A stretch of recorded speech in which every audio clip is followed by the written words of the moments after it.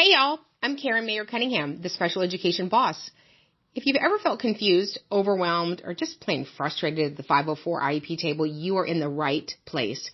Every week, I'm breaking down the rules, the rights, and the realities of special education so you can walk into meetings informed, empowered, and ready to make real change. And whether you're a parent, a teacher, an advocate, a school-based member, or somebody who's just trying to do right by a student, this podcast gives you straight talk, real answers, and tools that you can use immediately. I'm not here to play politics. I'm not here to play sides. I'm here to train people who sit at the table and teach you how to follow the law, ask the right questions, and protect the rights of students. So go ahead and hit subscribe, share this with a friend, and you know what? Meet me back here every single week. We're not just talking about change. We're making it. Because when you know better, you do better. And when we get it right for the child, we get it right for everybody. Hello! Are y'all ready? All right. Whoever's on deck away, kids. My 7th grade son is dyslexic and has ADHD. He has an IEP. This year, after much back and forth, I was able to change his reading intervention to Barton instruction during the school day by a trained teacher. We just had our IEP meeting, and Barton should have been added to it. I noticed they kept it generic, left it as reading, and didn't specifically list Barton as it relates to goals. How can I have them list Barton on his IEP and have them commit to giving Barton instruction as long as he needs it? You can't. So Barton is a name brand product. It's like saying I want him to have Pepsi, not Coca-Cola. And so I think that's great that they're willing to buy the curriculum or use the curriculum that is your preference. But there's no legal obligation for them to stay with that or continue that. So, and even if we had agreed to Barton and that's what we've used forever, or was Orton Gillingham or whatever they're using, you wouldn't put the name brand of that product inside of an IEP goal. I have a little one who is turning 5 this March. He is developmentally around 18 to 24 months. I am wanting him to attend an additional year of preschool so that when he goes to kindergarten, he isn't so far behind. He currently has an amazing preschool teacher, and he is making great progress, but still won't be ready to move on. I know that there are rules about kiddos turning 6 in preschool, but how and what can I do to get him that additional year? So, this is a really important decision, right? So there are a lot of kids that aren't ready for kindergarten, but, and I know it's way far out, if he's going to need those years, what we call on the back end, if he's going to need support from 18 to 20 to 19 to 20 to 21, then when you take advantage of more years at pre-K, and there's a kind of a way to do it, he would miss out on those years. So I would never recommend that a student continues pre-K because some is caught and some is taught, and they're going to pick up more information from more expectation. I would use this time to set up the really appropriate IEP that he needs to be successful in kindergarten. Is special ed federal funding earmarked only for special education students and programs, or does it go into a general district pool for things like, sports teams and stadiums? One would think so, right? So Part A, B, C, and D of IDEA teases out the provisions, that funding and those services. So it starts with general under Part A and then D to personnel development. But I don't see it going into a general fund, although it looks like those general fund got plenty of money for those football stadiums. I have a student with autism. He began 3rd grade on level. However, he is now throwing himself on the floor, breaking items, screaming, banging his head, throwing items in the classroom. The frequency is 4 times a day, lasting about 30 minutes, and the teacher has now informed me he is impeding the learning for himself and the class. I'm at a loss as what to do now for him. Any guidance would be greatly appreciated. Based on data, he is not completing assignments due to his level of frustration. He already has reduced length of assignments. He receives ICS. The teacher allows him breaks. What am I missing? What can I do to help him?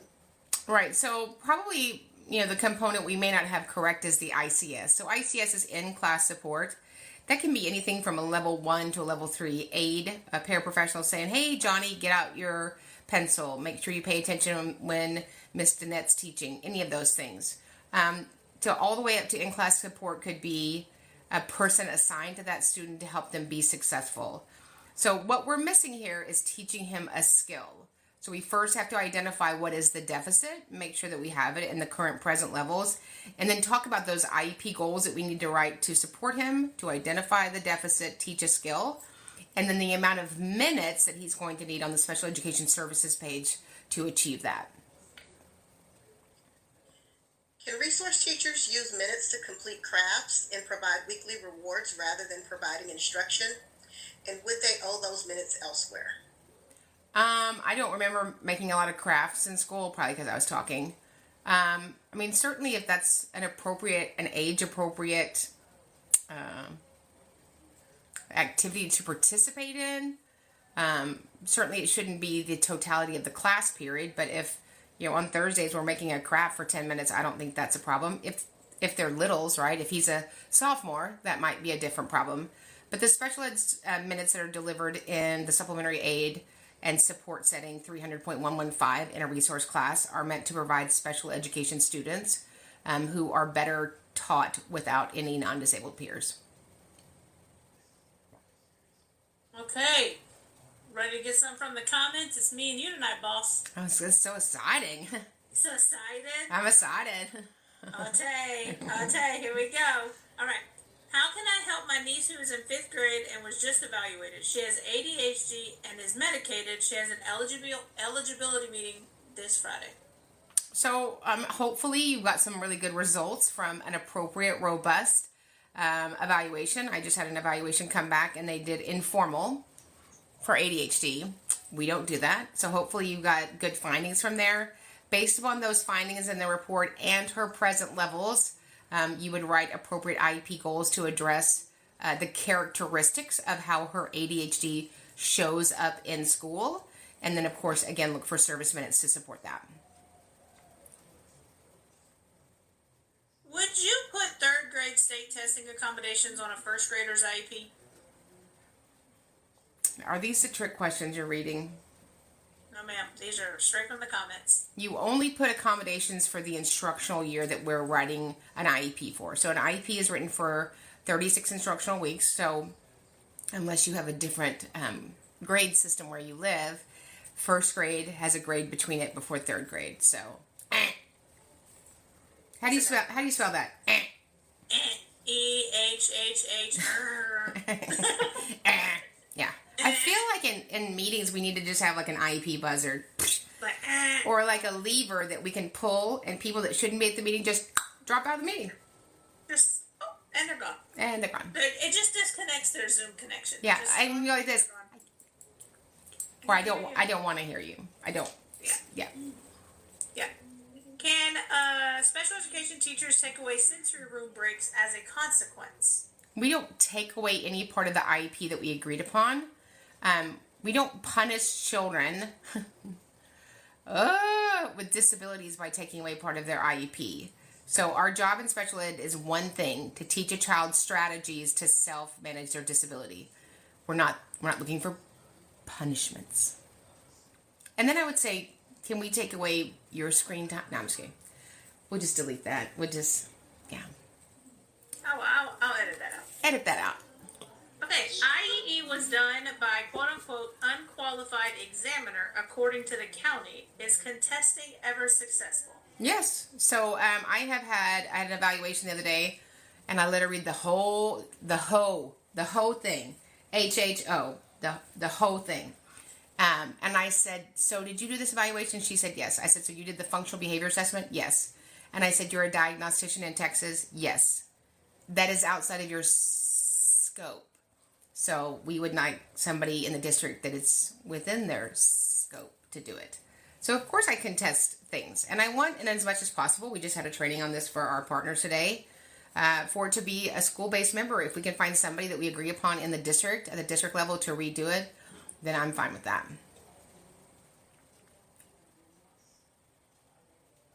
It works better when I'm not on mute. I like your little, I feel like you're landing a plane tonight. Well, I have kids, so I'm trying to minimize the background noise.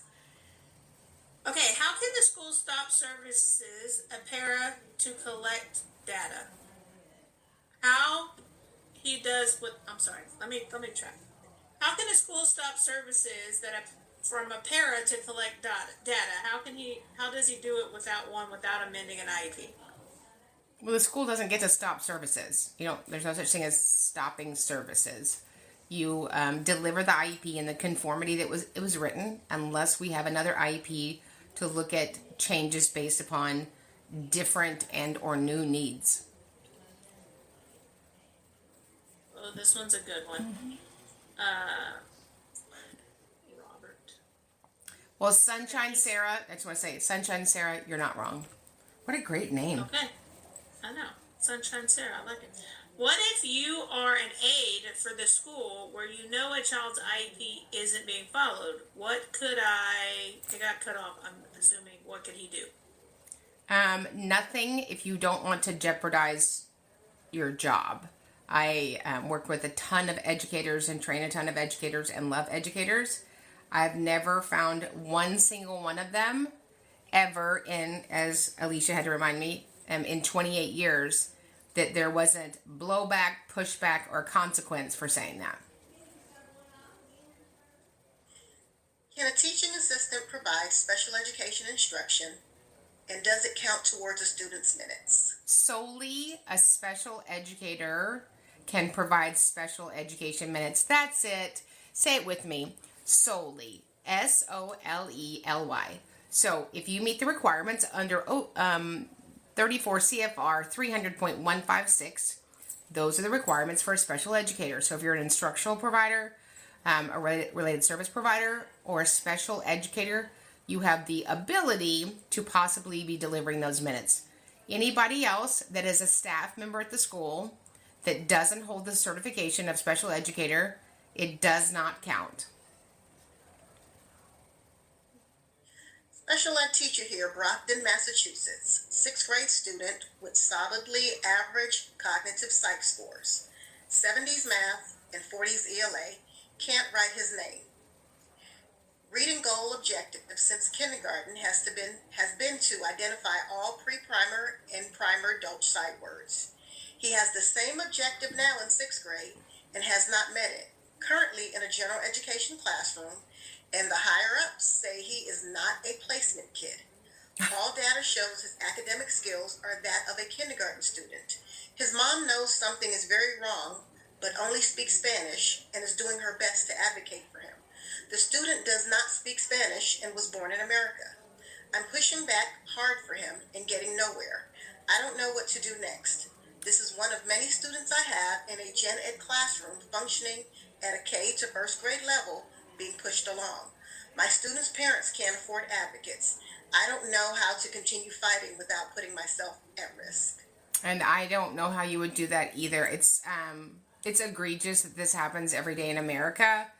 I don't have any words for it. It's criminal. It's the most abusive thing you can do to a child in school. It's to not give them their appropriate education. But there's no point in being in a class that you are years and years and years away from. So I certainly know that what you're talking about, based upon the parents' language not being initially English, you could certainly open up an OCR complaint on disability and an OCR complaint based on race, if that mother doesn't have a full-time translator at the IEP meetings. I'm a special education consultant in the state of Iowa. Iowa is one of the only states that is non-categorical, and eligibility determination is not determined by standardized testing. How do you see advocacy in this state? Parents can request testing, but the process is very different when formal testing is not conducted in the educational setting. Parents must get this at a clinic or medical setting. So schools have to test children for disabilities, even in Iowa. I don't have many clients in Iowa, but I know one of our partners does. So you can't make parents go outside to get testing. That's the school's obligation. Child Find includes Iowa. So I don't have the state statutes in front of me, but maybe if you can give us some more information about that, we can answer that a little more robust next week, because I think that would be important. I'm a care coordinator for kiddos on the spectrum. There are schools in the district I work in who do not offer a separate special education classroom. They also do not have one-on-one aides to assist these children in the regular classroom setting. When the classroom teachers can't handle the children's behavior, the child is sent home. When the behavior does not improve, they are enrolled in home hospital bound. What accommodations do the schools legally have to provide? Whoo! Lord, let me prayerfully think about my answer. When a parent is called and they picked up their child, that's considered a day out of placement. So you should know that that counts towards your 10 days. I have kids all the time. I sit in meetings all the time. You can ask Alicia, who they look at me and they know me and they tell me we don't have resource at this campus. That sounds like a you problem, because it's not mine. So resource, special ed classrooms, are a provision of FAPE. They're literally a provision of FAPE. There are some kids that will spend 3 to 22 solely in a special ed setting. So I don't agree with we don't have that. If you are in America, if you're going to sit there and read me the assurances at the IEP, you know why you read them? Because that's your legal responsibility, because you're taking those federal funds. So unless you're going to send those federal funds back, you're going to abide by the obligations, duties, and responsibilities that lie with you receiving that grant money from the federal government. You will be providing him a free, appropriate public education. If that's something you seem to be unwilling and or unable, and neither one of them makes a difference to do for the student, well, we will be asking for out-of-district placement at the expense of the district. I live in Colorado, and my son is 6 years old in kindergarten. I am trying to get ABA in the school for him due to behaviors. They are going through the medical need right now.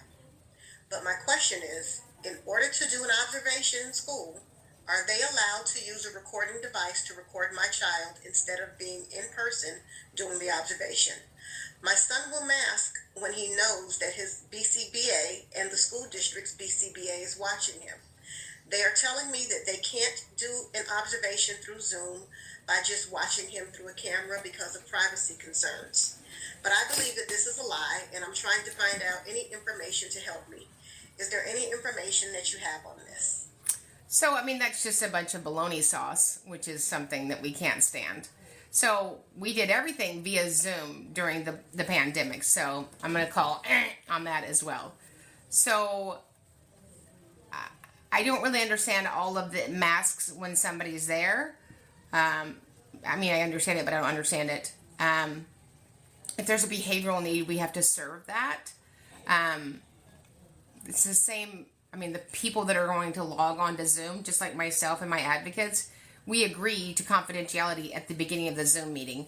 So those evaluators, whether it's an ABA therapist or a music therapist or a swimwear therapist, have the same obligations and duties to keep confidentiality. So it's just a shenanigan. Swimwear therapist? There is swimwear therapy. I did that in 1972, just the summer of 72. That's what the kids are calling it these days? That's what the kids are calling it. Fun times at Lake Travis, ma'am. That's what they were calling it. All right. Okay, question. My daughter is in 11th grade. Do I have to sit in the IEP meetings this year?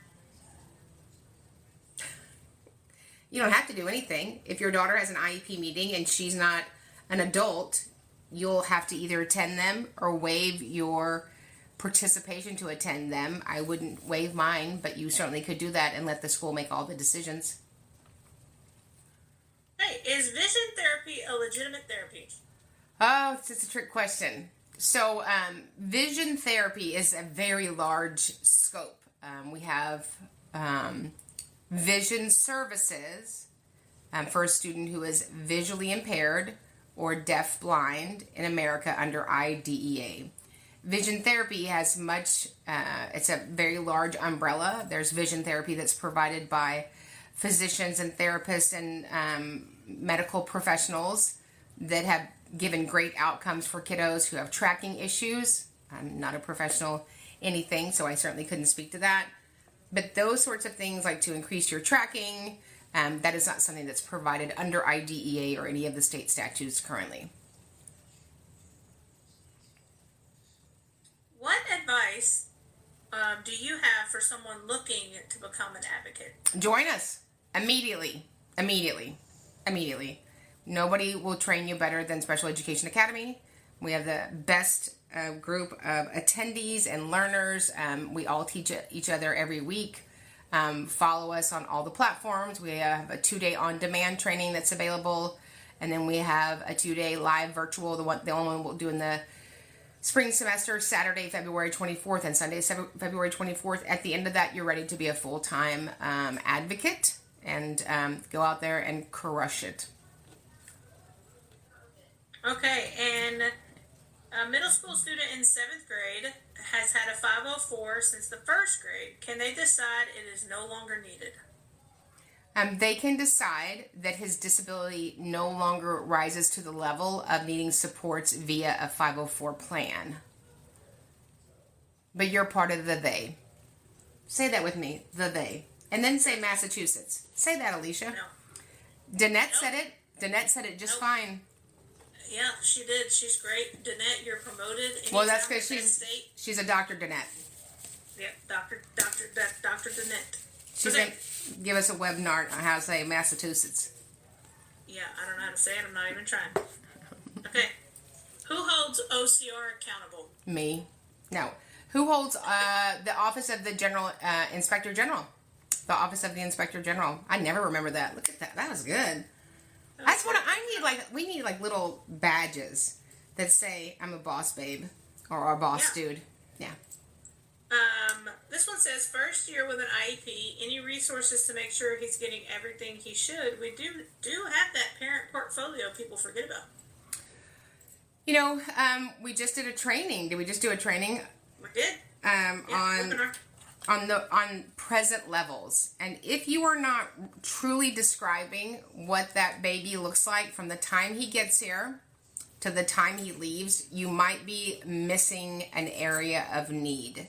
And so everything in the IEP is driven off of the robust present levels, not the 2-sentence present levels one of our partners got the other day. So it should describe this child in the most detail so that we can all properly serve him. So make sure that you're looking at, is there any behavioral needs? Are there any emotional needs? Are there any communication needs? Are there any language needs? Are there any functional needs? Are there any feeding needs? Any academic needs? Any support learning a skill in settings outside of a classroom, right? We have kids that have IEP goals to have appropriate play at recess. So any need that occurs during the instructional day, we can write an IEP goal and or services around that need. Perfect. What do you do if the state does not require SPED teachers to have a degree in special education? Nothing. Most states don't require for you to have a degree in special education. The special education certificate that you take, say it with me. What? I mean, I don't know why they make you pay for this test, prep for the test, and take the test. It has nothing to do with being an amazing special ed teacher. It's just a process. It's sort of like when I go in and get my Sam's card. Did I say that? Yeah. Did I mean it? I did. I have a question about data collection. Yep. I'm a general education teacher in a co-teaching classroom where I have the support facilitator in my room for the entire block of language arts and math. Both of us are listed on the IEP for data collection. How does that work if the support facilitator is using my grades that relate to the IEP goal for their data? Should we both be taking our own separate data? And if so, should hers be coming from when she's actually working with the student? It's a really, really, really, really, really good question. Thank you for serving kiddos.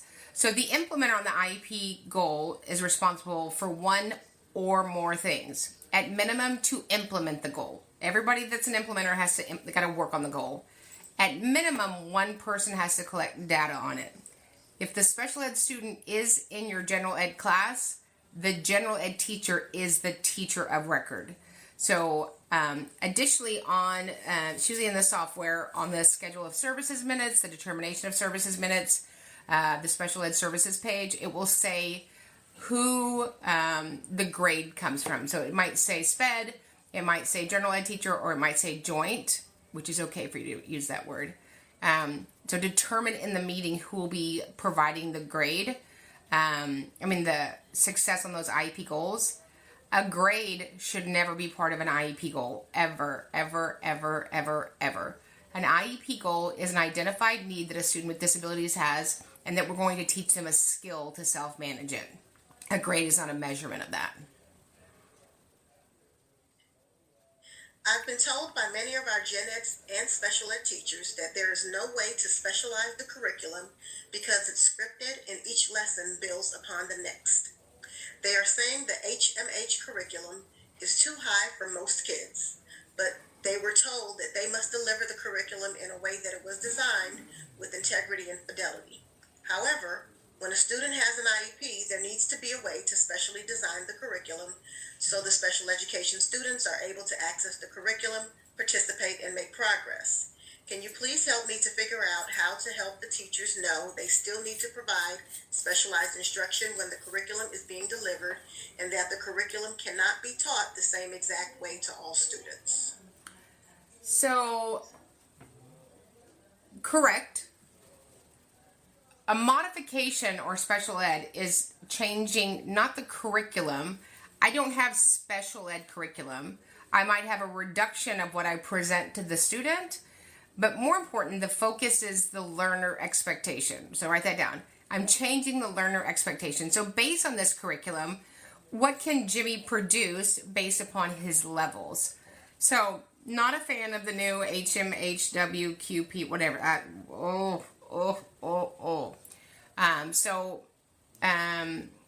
give it 2 thumbs down. If I had another thumb, I would put that one down too. But we're providing the curriculum. Right? And then based upon their IEP, we are modifying their assessments, their assignments, their homework, their test, which might be by percentages. It could be by removing a distractor. It could be by removing one of the answer choices. It could be by answering verbally. But we're changing what we expect the learner to produce, right? So in class, 2 things happen.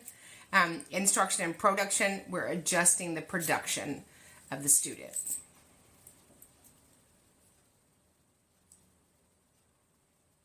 Any advice on how I can navigate appealing the school's decision to deny a 504 plan for my daughter, who is a junior in high school with a diagnosed anxiety disorder? They're telling me that because she doesn't really miss school and doesn't act out, that they do not see signs of struggling with anxiety. So when you look at a 504 plan or an individualized education program, there needs to be an identified need, right? I teach a webinar, which you can find on Special Education Academy on YouTube. That might be helpful for you. When you do testing it, one of 3 things happens. You have a disability that does not need additional support. You have a disability that needs support called a 504. You have a disability that needs support called an IEP. Unfortunately, a lot of our kids that have neurological differences, it doesn't show up. And I call it the minivan door syndrome, right? She holds it all together. He holds it all together all day long. And then when he gets in the minivan, we get to enjoy that. Kids do that because that's the expectation. It takes so much of their bandwidth. I certainly would ask for them to consider keeping her 504 and consider putting her on psych services to maybe build a relationship with somebody who's licensed at your school, social worker, LPC, LSSP, to provide psych services so they can build rapport with your daughter and start to see the need so we can support her. In a video where you talked about meaningful benefit and harmful effect, could you direct me to specifically what you were referencing as far as documents that state this? Yeah, so the LRE, the least restrictive environment. So when we go through the least restrictive environment, we talk about the supports the students needing, the supports and strategies we have provided, if the provision of them needs to be ongoing, if we've stopped them, if we've tried them. On the end of it, as we go through the LRE page, looking at these considerations, we would hopefully come to a conclusion that while we anticipate there will be a harmful effect, we believe that the meaningful benefit will outweigh any anticipated harmful effect. They're always in play in special ed. And contrary to what people have been taught, harmful effect does not solely exist if the student leaves the general ed classroom. If you are a student that receives special ed services inside of a general ed classroom, other people know. And so we need to talk about and consider those potential harmful effects.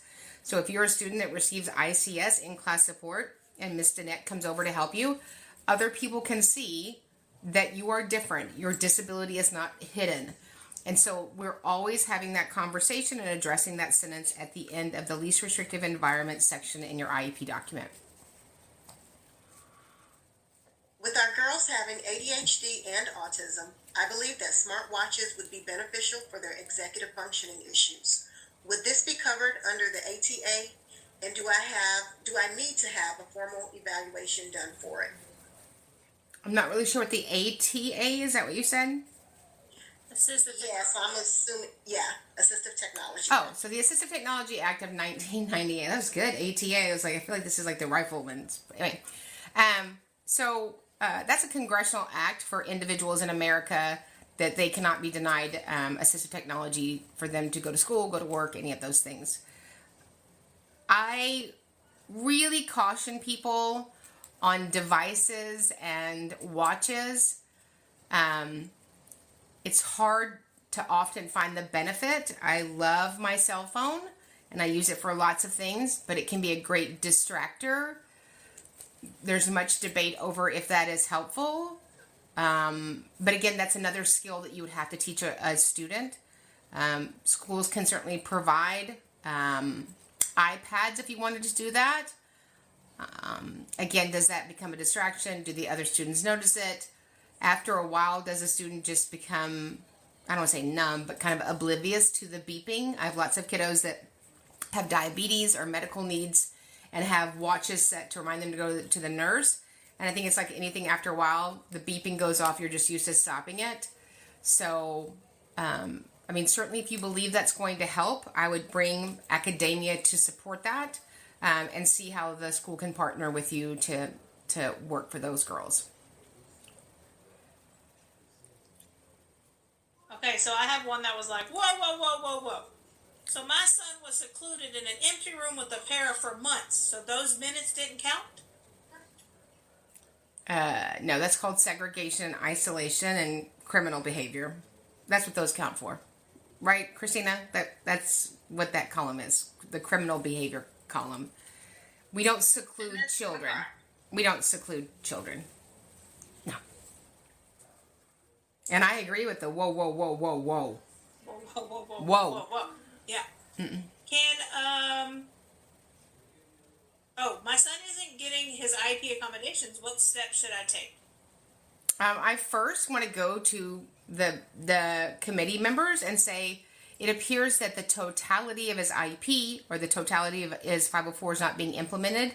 Is there something the school could do to adjust that and or address that?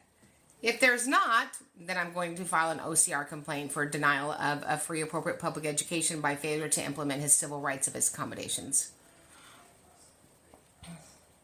Correct. Okay. Thoughts on... Oh, no, we did that one. What can you do if you find out the special education preschool teacher was not special education certified? Well, then your child wasn't in special education and they were denied a free appropriate public education. That is a state complaint all day long. So you would file and include two things. I feel like this is deja vu. I trained my partners on this today, retrained them. So when I file a complaint when there's no special educator, I'm going to cut and paste two things, whether I do state or OCR. I'm going to cut and paste 300.156. Those are the requirements of a special educator. Thanks you guys for all the love. And then number two, I'm going to include the link for the OSEP letter, Office of Special Education Programs, October 4th, 2022, that talks about the federal government is hearing that there aren't special educators in classrooms, and there have to be. Yeah, well, who's surprised? Okay. Is there somewhere to look up whether a teacher is special education certified? Yeah, so every state has a state teacher lookup, and if you can't navigate that, You can call compliance for the state. We had a situation in, I won't tell you what state, Wyoming, and we were having trouble looking it up. And the really nice lady on the phone was kind of trying to cover for the teacher. And she's like, well, she's not fully a special ed teacher. So it's you are or you ain't. And if you ain't, that's a problem for my child that needs special education services. Yes. Except for the state of New Jersey. You cannot look theirs up. You have to have their birthday, social security number, fingerprint, blood type. See if they've been on Bravo. Correct. Real Housewives. New Jersey. They're not putting up with any of that. All right? Nope. Mm-mm. How can I contact you for a consultation about a situation with my son's bus and the school? Sure. So you would reach out to us at advocate@specialeducationacademy.com. I'm sure the partners will put that in the thingy deal, but advocate@specialeducationacademy.com. We provide records reviews. We provide representation. We do state and federal filings all the way through due process hearings. Is it legal to have a self-contained class size of 14 to 19 students, some with only one teacher and one para? It's not illegal. So, and that's unfortunate. I would assume that we are doing what's right by kids with disabilities, but in the last 48 years, I struggle to find that sometimes. This one's a solid question. What should you do if you're a gen ed teacher expected to provide instructions to special education students? Provide them. Now, if you're a gen ed teacher expected to provide special ed instruction, it's out of your scope of practice. I would just say, I do not have that scope. I left that one at home. It's on my rearview mirror. Yeah, it's over there somewhere. All right, what makes an event a quote-unquote school-sponsored event? Example, Special Olympics with a school name is not. So a school-sponsored event is an event that the school is hosting. They take responsibility for if there is a need for it to be staffed, that sort of thing. So just because something occurs on school grounds, that's a really good question, doesn't mean that it's a school-sponsored event. Like aftercare, not a school-sponsored event. Special Olympics, not a school-sponsored event. If your school has, a Christmas shopping show on Saturday, not a school-sponsored event. What if the district isn't offering speech therapy because the school hasn't hired one? So you would calculate those minutes and ask for outside speech services, or when the school does have a speech therapist, a compensatory package to return the student back to where they would have been had the violation not occurred. Okay, and I have an IEP meeting this week, and the school won't give me a copy before the meeting.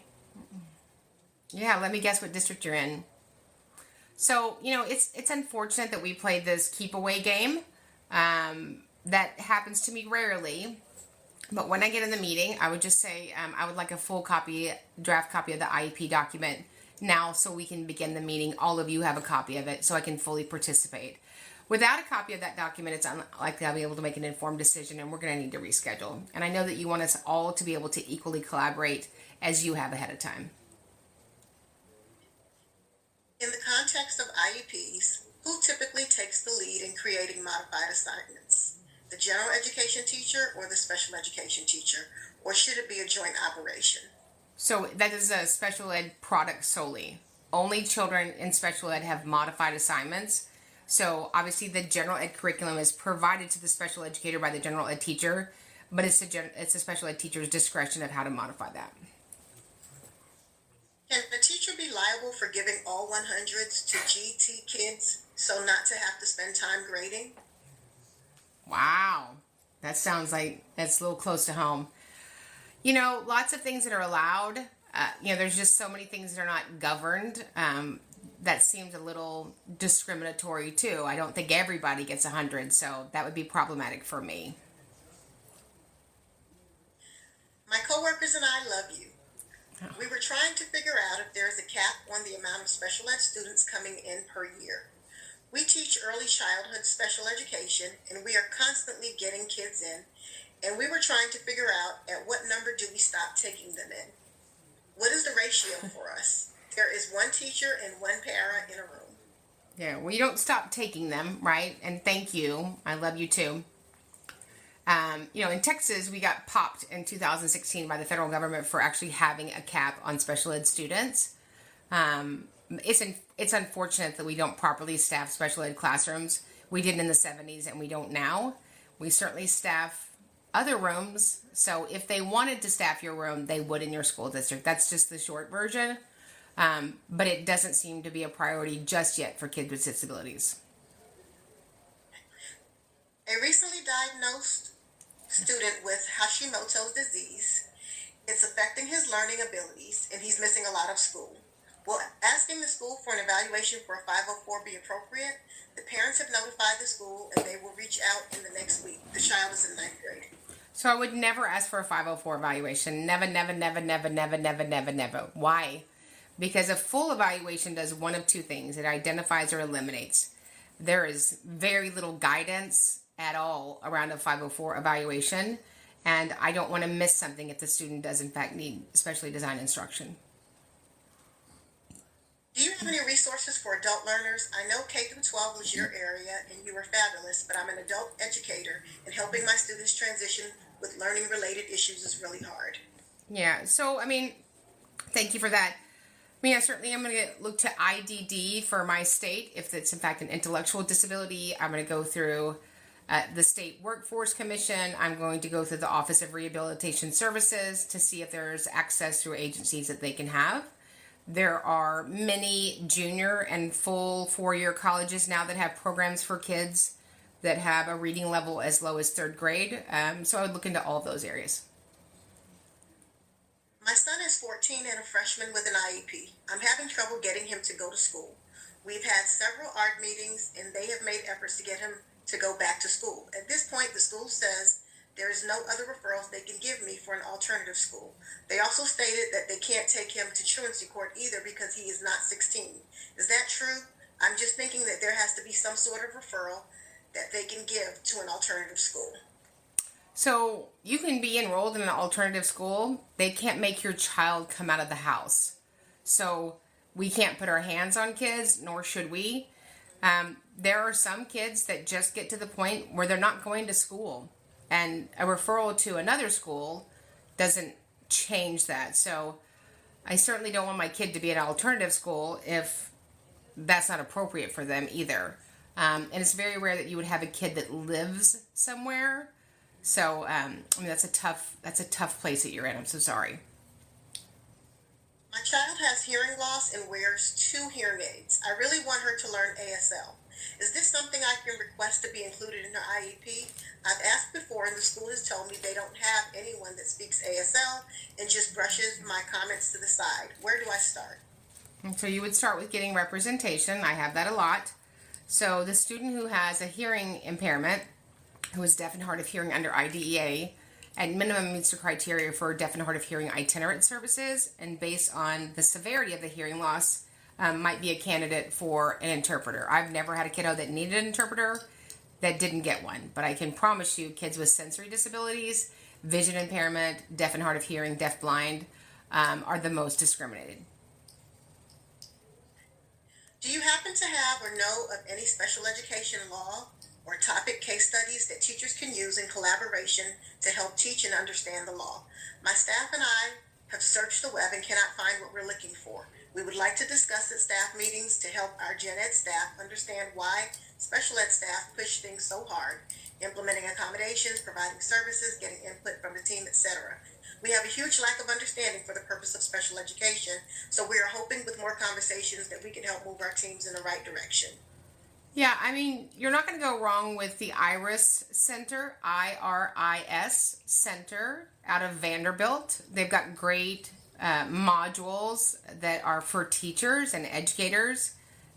So I would bring that in. I would access those. I'm a parent of a 1-year-old with Down syndrome. She won't be in school for a few years, but should I start learning now or wait till she's a little older? Now.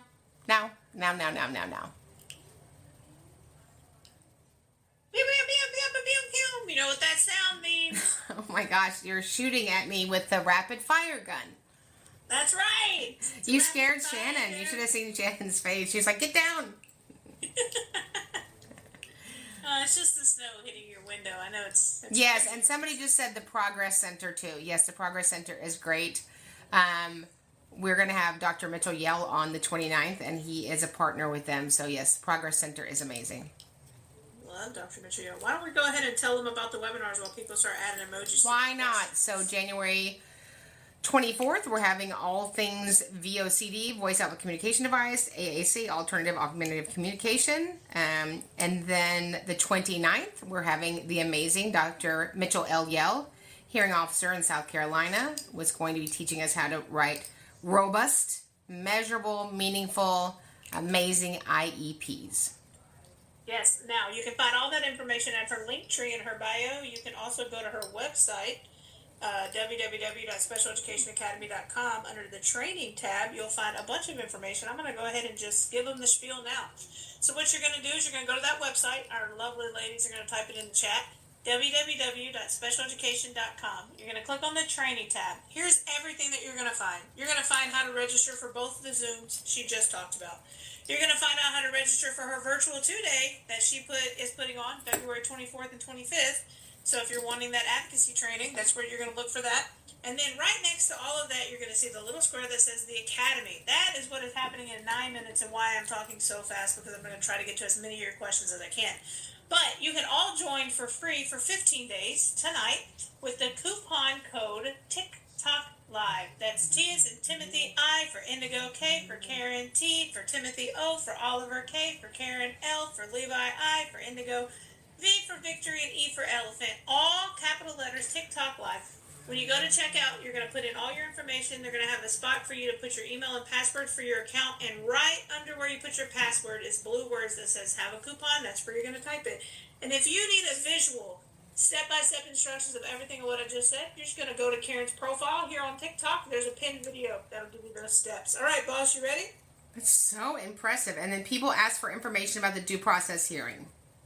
Oh, yes. You have 3 of them this month, right? I have 75. No, I only have one this month. The other one got moved. This month. Okay. Yeah. So Wednesday, the 24th, we started our due process hearing against a child with a disability against Fort Bend Independent School District here in Houston. The petitioner will present their case the first 2 days, so Wednesday the 24th and Thursday the 25th. We will be getting a letter telling us, how to behave in the hearing. The link. I don't think that we can post it on this platform, which we love this platform. But if you go to our other platforms like YouTube, Special Education... The Book of Face, the Gram, don't use the real word. They'll block you. The Book of Face, the Gram, the Tube. Yeah, it'll be all in there. Yeah, or if you just come by my house, I'll have it taped to the door. Anyway, we would love for you to join us. The due process is open to the public worldwide. You do have to behave in the same way as if you were in a court of law. You will have to keep your video off.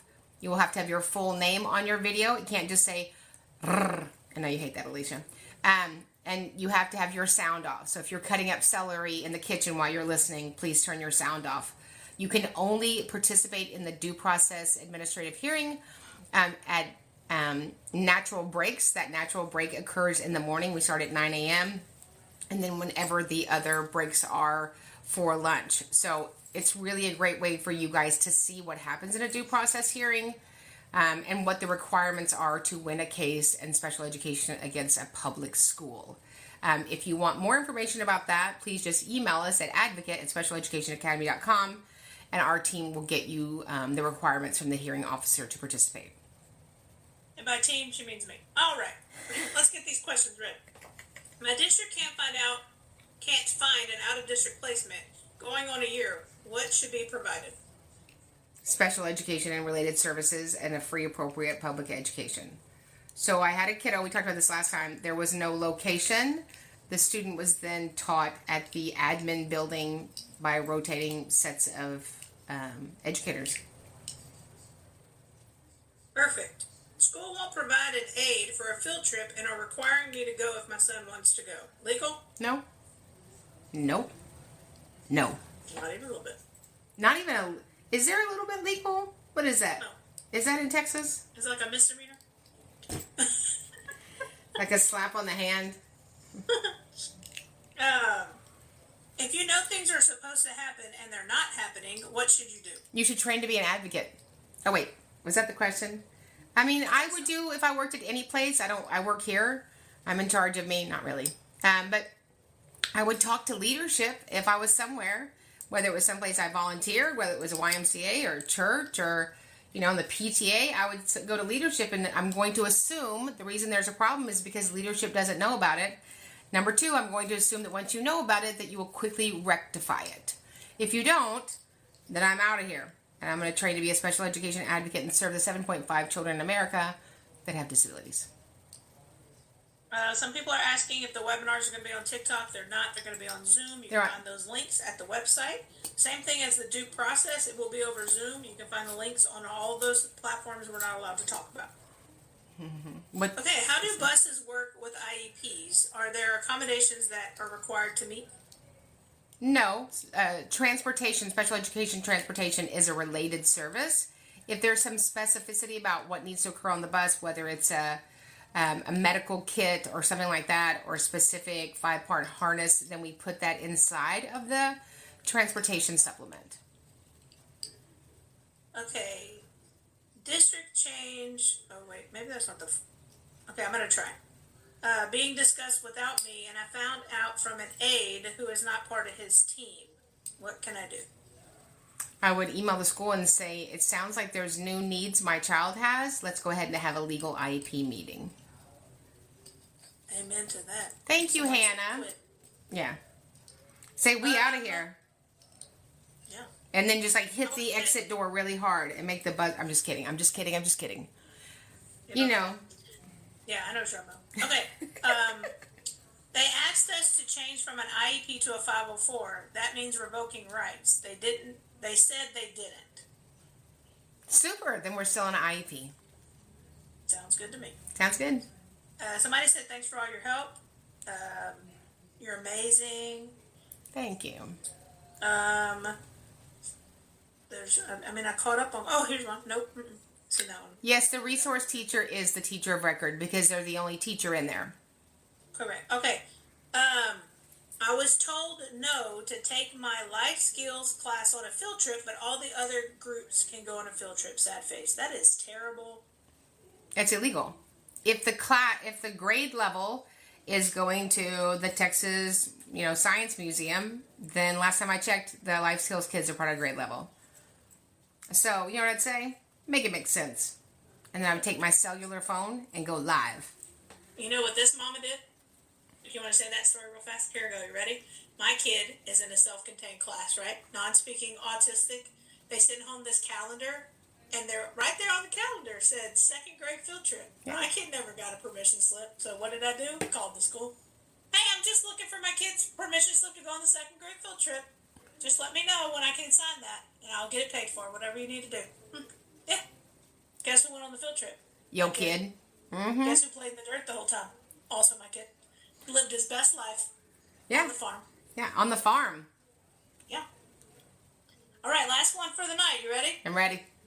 How do you handle principal's code of conduct and hostile to the IEP team to hurry up because the teacher has to go to sports?